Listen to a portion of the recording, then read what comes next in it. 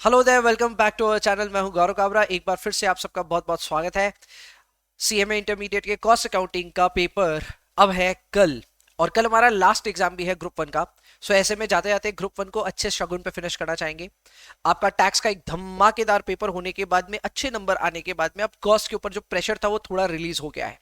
But फिर भी cost आपस में एक आप बहुत बड़ी उम्मीद लेकर के चलते हैं कॉस्ट में, और उस उम्मीद के चक्कर में कई बच्चे इतनी ज्यादा खुद पे प्रेशर डालते हैं, इतना ज्यादा खुद पे प्रेशर डालते हैं कि अल्टीमेटली यार उनके 40 भी नहीं आते हैं। तो आज इस वीडियो में मैं आपको ये इंश्योर करवाऊंगा कि यार अगर कल को पेपर में आप कुछ गड़बड़ कर दें, आप अपनी एक्सपेक्टेशंस के दबाव में आकर के इस पेपर को खराब भी करना चाहें तो खराब ना कर पाए। इस इधर जो कुछ मैं आपको बताऊंगा ये सब पास की गारंटी आपको देगा। आपको क्या तैयार करना चाहिए, क्या नहीं तैयार करना चाहिए, आज के दिन पे उन सारी चीजों को फटाफट डिस्कस करते हैं। शुरुआत करते हैं। सबसे पहले टारगेट सेट करने की बात करते हैं दोस्तों। सबसे पहला तो यार एमसीक्यूज की तैयारी आप बढ़िया से कर लो। एमसीक्यूज के लिए ऑब्वियसली इंस्टीट्यूट का जो एमसीक्यू बैंक है वो तो इंपॉर्टेंट है ही। इसके अलावा कॉस्ट की थ्योरी जरूर अच्छे से कर लीजिए। आप कॉस्ट की थ्योरी करने के दो एडवांटेज है। Number one, it will definitely help you in MCQs. दूसरा, question number 8 there is a great chance कि 50% से ज्यादा स्टूडेंट्स को अटेम्प्ट करना पड़ेगा। सो कॉस्ट की थ्योरी बहुत अच्छे से कर लीजिए, it will be extremely helpful. मेरे वीडियोस हैं यूट्यूब पे, आप जाकर के देख सकते हैं। नेक्स्ट, कॉस्ट अकाउंटिंग स्टैंडर्ड जो है इनमें एमसीक्यू के नेचर के लिए सिर्फ मैं बता रहा हूं, आप सबके नाम और सबके नंबर्स ये दो याद जरूर कर लें। जितने भी कॉस्ट अकाउंटिंग स्टैंडर्ड्स हैं उनके नंबर और उनके नाम साथ साथ याद कर लें, और नंबर के साथ नाम, नाम के साथ नंबर याद होने चाहिए। सो ये रेसिप्रोकल तरीके से याद हो जाना चाहिए। इससे एक क्वेश्चन आने का चांस डेफिनेटली है। आप 2 मार्क्स स्कोर करना चाहोगे यहाँ पे। सो कॉस्ट अकाउंटिंग स्टैंडर्ड्स अच्छे से तैयार कर लीजिए। नेक्स्ट आते हैं इजी प्रैक्टिकल्स। इनके लिए आपको फिक्र करने की जरूरत नहीं है। अगर आपने क्लास अच्छे से करी है, आपने प्रैक्टिस अच्छे से करी है, then there is a great chance कि आपको इनके लिए अलग से डेडिकेटेड एफर्ट नहीं देना।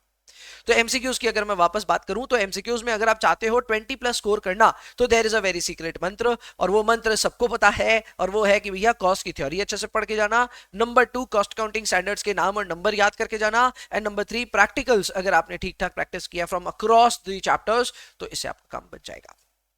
चलो, एमसीक्यूज 30 मार्क्स आपका टारगेट है, डेफिनेटली इसमें 20+ आप स्कोर करना चाहेंगे। फिर आता है क्वेश्चन नंबर 2। ये एग्जाम में आपका फर्स्ट क्वेश्चन होगा जिस पे आपकी नजर पड़नी चाहिए।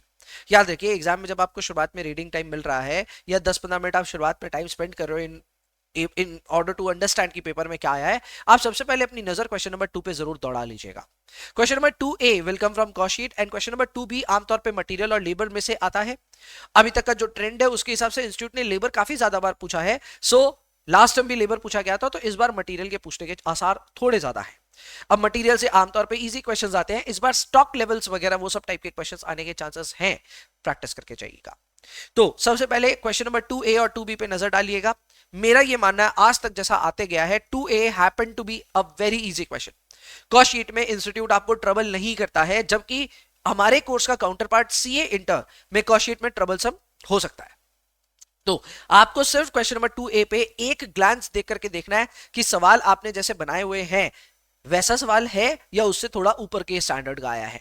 क्या सवाल को देख करके लग रहा है बन जाएगा? अगर बन जाएगा तो question number 2A is your first question that you should be attempting. फिर उसके बाद आप क्वेश्चन नंबर 2B में जाए। क्वेश्चन नंबर 2B मेरे हिसाब से इजी ही आएगा, मटेरियल कॉस्टिंग का इजी सवाल आएगा, आप डेफिनेटली इस पे बैंग ऑन कर सकते हैं। क्वेश्चन नंबर 4 नेक्स्ट क्वेश्चन होगा जिस पे आपकी नजर पड़नी चाहिए। क्वेश्चन नंबर 4 में आता है पहला चैप्टर विच है सर्विस कॉस्टिंग, दूसरा है कॉन्ट्रैक्ट कॉस्टिंग। अब जाहिर सी बात है ये हर किसी के लिए ये स्ट्रैटेजी वर्क नहीं करेगी। क्या पता आप वो स्टूडेंट हो जिसने ना सर्विस कॉस्टिंग अच्छे से करी है ना कॉन्ट्रैक्ट कॉस्टिंग अच्छे से करी है, तो जाहिर सी बात है क्वेश्चन नंबर 4 आपके लिए रेलिवेंट नहीं होगा। पर मैं ये अजम्पशन लेकर के चल रहा हूं कि आपने मोटा मोटी सारा सिलेबस कवर किया है, रीजनेबल कवरेज आपकी है, तो ऐसे में question number 4 can be your next target. Question number 4A में सर्विस कॉस्टिंग में ट्रांसपोर्टेशन का सवाल आने का चांस बहुत ही ज्यादा है, बहुत ही ज्यादा। इसके अलावा ट्रांसपोर्टेशन मतलब वही बस या लॉरी वाला सवाल, और फिर कॉन्ट्रैक्ट कॉस्टिंग एक completely I would say category, एक ऐसी कैटेगरी है जिससे सवाल आना ही आना है। एंड कॉन्ट्रैक्ट में 2 या 3 तरह की टोटल कैटेगरी है, बहुत ज्यादा कैटेगरीज है नहीं, तो प्लीज अच्छे से प्रैक्टिस करके जाइएगा। टू मटेरियल वाला जो सवाल होता है ना, टू मटेरियल या इंटरमीडिएट क्या बोल सकते हैं, कॉन्ट्रैक्ट कॉस्टिंग में टू मटेरियल बोल रहा हूं मैं, वो प्रोसेस कॉस्टिंग का बोल रहा हूं, लेकिन कॉन्ट्रैक्ट कॉस्टिंग में 2 साल का जो सवाल होता है जिसमें एस्टिमेटेड प्रॉफिट करके कैलकुलेशन करना होता है, वो डेफिनेटली देख करके जाइएगा। कॉन्ट्रैक्ट कॉस्टिंग में सीए इंटरमीडिएट का कोई काउंटर पार्ट नहीं है, यानी कि सीए इंटरमीडिएट में कॉन्ट्रैक्ट कॉस्टिंग के सवाल नहीं आते हैं, तो जो भी आएगा अपने रिसोर्सेज में से ही आएगा, तो वो भी दिक्कत नहीं होगा। नेक्स्ट आते हैं क्वेश्चन नंबर 5 में, ये आपका नेक्स्ट टारगेट हो सकता है। ये क्वेश्चन नंबर 4 से तो डेफिनेटली इजियर ही पड़ेगा आपको। इसमें प्रोसेस कॉस्टिंग या जॉइंट एंड बाई प्रोडक्ट आता है आमतौर पे। इस बार मुझे लगता है प्रोसेस कॉस्टिंग का सवाल आना चाहिए। प्रोसेस कॉस्टिंग में आप इंटर प्रोसेस प्रॉफिट भी देख करके जाना, इसके अलावा इंटरमीडिएरी प्रोसेस भी देख करके जाना, और बाद बाकी इक्विवेलेंट प्रोडक्शन तो देखना ही है। इक्विवेलेंट प्रोडक्शन में फीफो लीफो सब कुछ देख के जाना। प्रोसेस कॉस्टिंग एक ऐसा टॉपिक है जिसको आप मिस नहीं करना चाहोगे। इसकी प्रैक्टिस अगर अच्छी करी हुई होगी then there is a great chance कि आप इसमें अच्छा स्कोर कर भी लोगे। तो प्रोसेस कॉस्टिंग डेफिनेटली करके जाना। जॉइंट एंड बाय प्रोडक्ट देख के तो जाना ही पड़ेगा, although last time joint and by product पूछा गया है तो इस समय हो सकता है कि ये स्किप किया जाए एग्जाम में और इसकी जगह प्रोसेस कॉस्टिंग का सवाल टपके। स्टैंडर्ड कॉस्टिंग मेरे हिसाब से is the easiest of all questions. यहां पे सिर्फ मटेरियल और लेबर सिलेबस में होने के कारण ये कुछ ज्यादा इजी हो गया। इस बार मटेरियल का क्वेश्चन आने का चांस बहुत ज्यादा है। लेबर लास्ट टाइम आया था और ऐसे भी ज्यादातर लेबर ही पूछते हैं ये लोग, तो मटेरियल का आने का चांस ज्यादा है और मटेरियल आने से नेचुरली ज्यादा इजी हो जाता है। बट फिर भी मैं आपको हिदायत दूंगा मटेरियल और लेबर दोनों के कम से कम एक एक सवाल प्रैक्टिस करके जरूर जाइएगा। Question number 5B I think is one of the easiest of all lots. Question number 2A 2B को देखने के बाद आप सीधे 5B की नजर डाल सकते हो 5B पे। मेरे को लगता है 5B भी आपके ऊपर इजी पड़ेगा अगर आपने स्टैंडर्ड कॉस्टिंग ठीक ठाक किया है तो।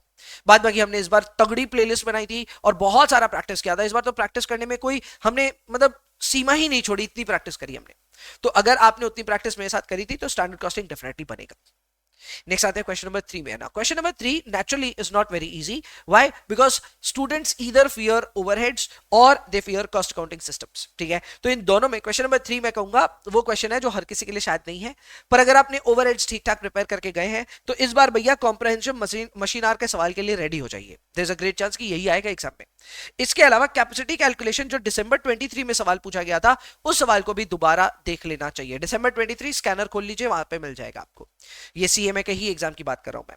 सप्लीमेंट्री रेट का क्वेश्चन इनका फेवरेट है, वो भी देख लेना। बहुत ज्यादा प्रैक्टिस करी हमने सप्लीमेंट्री रेट की, तो वो भी देखने से आपका काम हो जाएगा। और प्राइमरी एंड सेकेंडरी डिस्ट्रीब्यूशन में यहां लिख दिया हूं, हालांकि मुझे लगता है इस बार चांस कम है। लास्ट टाइम पूछा गया था और काफी बार पूछते हैं ये लोग, तो ऐसे में प्राइमरी सेकेंडरी डिस्ट्रीब्यूशन को हो सकता है इस बार ऑफ दे दिया जाए। ज्यादा चांस है इस बार मशीन आर रेट का सवाल आने का। इसके अलावा कैपेसिटी कैलकुलेशन वगैरह ये सब देख करके जाना पड़ेगा। Supplementary rate is also favourite. Cost accounting system में इस बार प्रिपेयर्ड हो जाइए, जर्नल एंट्रीज आ सकती हैं। जर्नल एंट्रीज में obviously non integrated and integrated दोनों की जर्नल एंट्री आपको आनी चाहिए, नैरेशंस के साथ आनी चाहिए। लगातार कई टाइम से ये लोग रिकंसिलेशन प्रॉफिट पूछ रहे हैं, रिकंसिलेशन ऑफ प्रॉफिट, तो ऑब्वियसली उसके चांसेस तो हैं रिकंसिलेशन वापस आ सकता है, बट फिर भी रिकंसिलेशन को तैयार करने से पहले जर्नल एंट्री जरूर से तैयार कीजिएगा। इस बार जर्नल एंट्री आने के चांसेस थोड़े ज्यादा है। क्वेश्चन नंबर 6 की बात करें तो मार्जिनल कॉस्टिंग पे आते हैं। वेल, इसके ऊपर बहुत बढ़िया प्रैक्टिस करी हमने, एक्सटेंसिव प्रैक्टिस करी है इन अवर प्रैक्टिस सेशन। अगर आपको लास्ट टाइम पे ऐसा लग रहा है कि मेरे को कॉन्फिडेंस नहीं बन रहा है तो मार्जिनल कॉस्टिंग का आप जाकर के प्रैक्टिस सेशंस देखिए। इसके अलावा इधर जो बड़े बड़े सवाल आएंगे यार, वो मार्जिनल कॉस्टिंग पे अगर आपका ओवरऑल होल्ड अच्छा है, डिसीजन मेकिंग के सवाल आप बना सकते हैं, तो ये अच्छा कैटेगरी है। यहां 14 आउट ऑफ 14 भी आ सकता है, पर यहां जाने को भी बहुत ज्यादा नंबर जा सकता है। तो ये सवाल पढ़ के डिसाइड करना कि आप इस क्वेश्चन को अटेम्प्ट करोगे या नहीं करोगे। मैं आपकी जगह होता तो डेफिनेटली करता, क्योंकि मेरा मार्जिनल कॉस्टिंग पे होल्ड बहुत अच्छा है। तो ऐसे में सवाल जो भी आएगा मैं उसको पढ़ पढ़ा करके अच्छे से सॉल्व कर दूंगा। सो मेरा तो बहुत ज्यादा क्वेश्चन पे एतबार है क्वेश्चन नंबर 6 पे। अगर आपका भी है तो डेफिनेटली अटेम्प्ट कीजिएगा। ये 14 आउट ऑफ 14 का बढ़िया अपॉर्चुनिटी आपको दे सकता है। और लोएस्ट प्रायोरिटी मेरे हिसाब से किसी भी बच्चे को देना चाहिए क्वेश्चन नंबर 7 और 8 को। क्वेश्चन नंबर 7 आता है बजट से, which is very easy. Question number 7 में फ्लेक्सिबल बजट या फंक्शनल बजट आता है आमतौर पे, तो इजी आता है, मुश्किल नहीं आता है। एंड उसके अलावा कॉस्ट अकाउंटिंग स्टैंडर्ड आता है। अगर आपने कॉस्ट अकाउंटिंग स्टैंडर्ड की तैयारी करी है, अब कुछ बच्चे बोलेंगे हमने तैयारी करी है, इंस्टीट्यूट की मैट पढ़ी हमने, इंस्टीट्यूट की मैट के जो भी 10-12 पन्ने दिए हुए ना उसमें से नहीं आएगा ये theory. They will ask this theory from CMA final level. वहां पे 120 पन्ने का कंटेंट है और वहीं से क्वेश्चन उठा करके देते हैं। तो कॉस्ट अकाउंटिंग स्टैंडर्ड कितना भी अच्छा तैयार करने के बावजूद भी there is a great chance कि एग्जाम में कुछ नया आ जाएगा, कुछ अलग आ जाएगा, तो इस पे मैं थोड़ा सा कम ट्रस्ट करता हूं। इसके अलावा बजट इजी है, तो कोई बच्चा अगर ऐसा है कि यार मेरे को 100 मार्क्स अटेम्प्ट नहीं करना है, मान लो 93 भी होगा तो चलेगा, तो क्वेश्चन नंबर 7 को अटेम्प्ट किया जा सकता है। 7A definitely 7 out of 7 score करने लायक सवाल है। कॉस्ट अकाउंटिंग सिस्टम्स में थोड़ा बहुत कुछ लिख दोगे तो शायद नंबर आ जाएगा। और क्वेश्चन नंबर 8 थ्योरी उनके लिए रेलेवेंट है जिनको पेपर में ऐसा लगेगा ना कि भाई अब ये पेपर हमारे बर्दाश्त के बाहर जा रहा है, ये पेपर पे हमारा कंट्रोल नहीं रहा, वो लोग थ्योरी को जरूर अटेम्प्ट करें। वो भी मैं आपको समझाऊंगा किस तरह आपको एक डिफिकल्ट पेपर को एस्केप करना है। ये मेरा सेकंड सेगमेंट आज का। सेकंड सेगमेंट में यही है कि कल को अगर पेपर डिफिकल्ट आया, आपने पेपर उठाया और देख रहे हो सब लोग अपने बाल नोच रहे हैं, कोई रो रहा है, कोई चिल्ला रहा है कि भैया ये पेपर क्या आ गया, ये तो डेंजरस आ गया, और ऐसा आ सकता है। इन चीजों को लेकर के ना कभी भी ग्रांटेड नहीं होना चाहिए। आपका फेवरेट पेपर होगा कॉस्ट अकाउंटिंग, बट भैया आपके घर पे है, एग्जाम में cost accounting can be a very troublesome paper. अगर ये एक हार्ड पेपर आया तो मैं सच बताऊं, अपनी दुम बचाना सीखो। दुम बचाना सीखो मतलब कि या हमारी दुम आ गई है हाथी के नीचे, अब क्या करें, धीरे से घिसकाई लो। और वो घिसकाना कैसे है? घिसकाने का बहुत सिंपल तरीका है। आपको ये देखना है कि आपके 40 कहां बनते हैं, और वही तो हमारा आज का मूल मंत्र है। मैं पास की गारंटी दे इस वजह से रहा हूं क्योंकि हम सिलेक्टिव अप्रोच से भी पास हो सकते हैं। कैसे? मतलब नॉट सिलेक्टिव स्टडी, अब तक पढ़ाई तो आपने कर ली, पर सिलेक्टिव अटेम्प्ट से भी आप पास हो सकते हैं। टोटल 6 ऐसे क्वेश्चंस आइडेंटिफाई करवाऊंगा जहां पे आपकी तैयारी अगर स्ट्रांग है तो आप इन 6 में से कोई भी 4 में भी अगर 7 आउट ऑफ 7 स्कोर कर देते हैं, यू आर डन। कौन कौन से क्वेश्चंस हैं आइए देख लेते हैं। क्वेश्चन नंबर 2 है cost sheet. Question number 2 material costing, जो कि मुझे लग रहा है इस बार आएगा। Contract costing question number 4B, 5B standard costing, 5A process costing and 4A service costing. Total 6 questions मैंने यहां पे लिस्ट किए हैं। ये 6 में से कोई भी 4 में अगर आप 7 आउट ऑफ 7 स्कोर करते हैं, सपोजिटली यू गेट 25 और more in these questions, you are done. कैसे? उसके बाद में आपको ऑब्वियसली एमसीक्यूज में ट्राई करना है कि 10 प्लस एमसीक्यू आप राइट कर ले। 15 में से 10 मांग रहा हूं भाई, ज्यादा नहीं मांग रहा हूं। कॉस्ट की थ्योरी प्रिपेयर करोगे तो आराम से हो जाएगा, और कॉस्ट की थ्योरी क्वेश्चन नंबर 8 में भी काम आ जाएगी। सो क्वेश्चन नंबर 8 को भी अटेम्प्ट कर लेना, उससे आपका थ्योरी वाला काम भी हो जाएगा। एंड आप जितना ज्यादा अटेम्प्ट कर सके उतना जरूर करिएगा। तो एक टफ पेपर में क्या करना है मैं वापस याद दिलाऊं, आपके टोटल 6 क्वेश्चंस मैंने आइडेंटिफाई किए हैं और इनके ऊपर बढ़िया से प्रैक्टिस करके जाइए। Cost sheet, material, contract, standard, process, service, in 6 में से 4 को अच्छे से अटेम्प्ट करना है। और फेल वही होगा जो 7 आउट ऑफ 7 नहीं ला पा रहा है, यानी कि आप सवाल उठाते तो हो लेकिन उसको परफेक्शन के साथ बना नहीं पाते हो, तभी आपकी प्रॉब्लम आएगी पेपर में। पर अगर आप सवाल उठा करके देखते हो ये तो हमारा क्लास में बनाया हुआ है, या फिर ये तो मेरे प्रैक्टिस में बनाया था, ये तो स्कैनर का सवाल आ गया, तो उसमें आपको परफेक्शन के साथ उसको कंप्लीट करना पड़ेगा। You will have to try to attempt and get 7 out of 7 in those questions. ऐसे 3-4 क्वेश्चंस आप अटेम्प्ट कर लीजिए, आपके पेपर में फेल होने का कोई चांस ही नहीं है। तो मैं फिर बता रहा हूं, प्लीज काउंट ऐसे कीजिए, 0 से काउंट कीजिए, ना कि 100 से काउंट कीजिए। ये मत देखिए मेरे इतने नंबर का पेपर मेरे को आता नहीं है, ये मत देखिए मेरा तो इतना नंबर कट रहा है। आप ये गिनिए कि आपके कितने नंबर आ रहे हैं।